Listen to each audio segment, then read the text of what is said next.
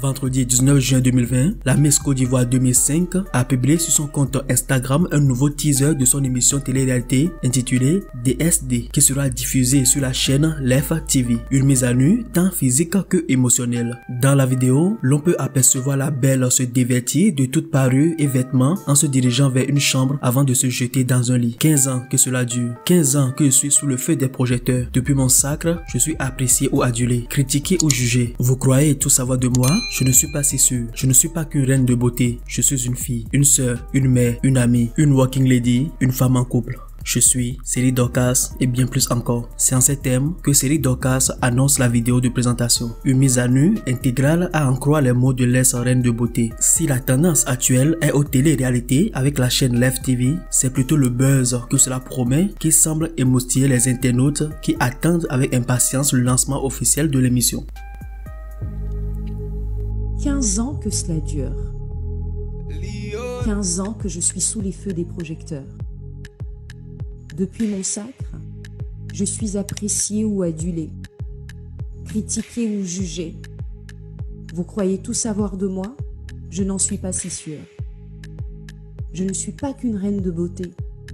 Je suis une fille, une mère, une sœur, une amie, une working lady, une femme en couple. Je suis Céline Dorcas. Et plus encore.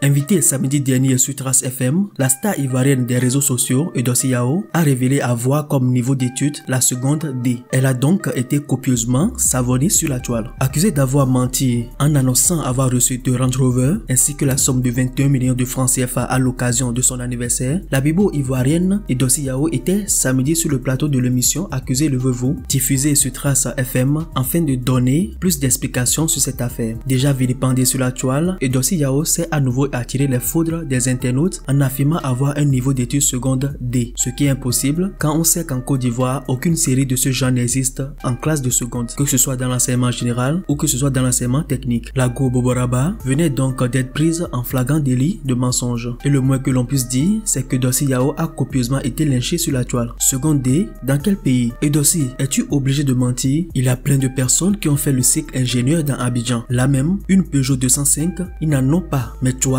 tu as 2 Range Rover et avec tout ça, tu mens très mal, a commenté un internaute. Edossi n'a jamais fait la seconde, sinon elle aurait su que cette série n'existe pas. Avec ça, comment veux-tu qu'on croie en ton affaire de Range Rover? Honteux de ta part, tu mens tellement que ça t'a rattrapé en direct, a estimé une autre internaute. De son côté, Edossi Yao n'est pas resté muette face à ces nombreuses railleries. Je vous souhaite un bon samedi mes bébés, mais excusez-moi, ma langue a glissé. Seconde D. Si je n'étais pas ivoirienne, j'allais en vouloir à Dieu. Je vous aime bien, a-t-elle écrit sur sa page Facebook, puis de réagir à une représentation de cette fameuse classe de seconde D qui a été postée sur la toile. Elle commente en ces termes: c'est arrivé là-bas, je quitte la Côte d'Ivoire, on ouvre les frontières qu'en haut, je ne peux plus supporter, a-t-elle écrit dans une autre publication postée toujours sur sa page Facebook.